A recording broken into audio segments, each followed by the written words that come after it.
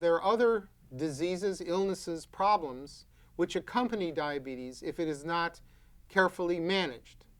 When we say carefully managed, what we mean is using the drugs that are available to keep the blood sugar from getting too high. When the sugar levels get higher, that other so-called complications get worse. And the more years you have a higher sugar level, the worse they get. Now, what are the complications? Well, blindness is one. Diabetes is one of the largest causes of blindness in the country. You can get kidney disease if your glucose level is high for a long period of time. You can get nephropathies, which means that your nerves won't work very well, which can ultimately result in amputation of limbs. Another complication of diabetes, very, very important, is cardiovascular disease.